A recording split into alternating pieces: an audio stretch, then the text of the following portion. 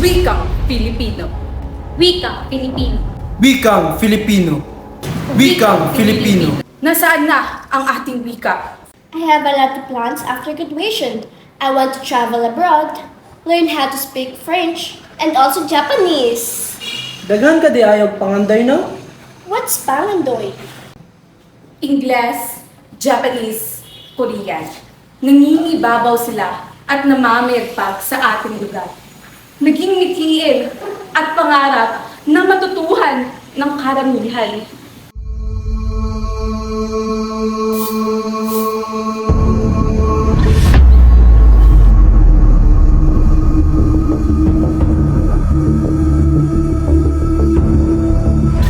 May mga Pilipinong nakalimutan ng gamitin ang sariling wika.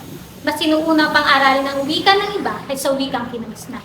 Ngunit, nasaan ang pamimintuhon natin na aralin ang lalim at ganda ng ating wika? Kumalas tayo sa pagyakap sa sariling atin at piniling mahalin ang hindi naman dapat nating pag-aari. Hindi na matagpuan sa karamihan ang kanilang pagkakilanlan.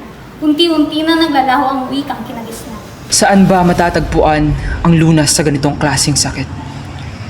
Hindi naman siguro ito karamdaman. Marahil ay nakalimutan na nila ang wika, ang siyang salamin ng ating pagkakakilanlan. Ang kulturang dumaan sa malayong paglalakbay at sakripisyo. Pamana ng ating mga ninunong makabayan. Ang tulay sa komunikasyon. Ang lubid na siyang nagbibigis sa ating pagkakaisa. Nararapat lang na ito'y dapat unahin.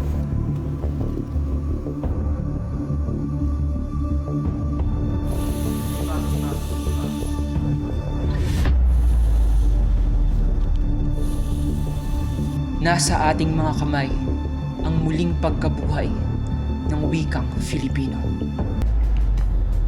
Makiisa. Makiisa.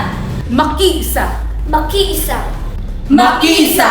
Sa pagpapayabong at pagpapaunlad ng wikang Filipino!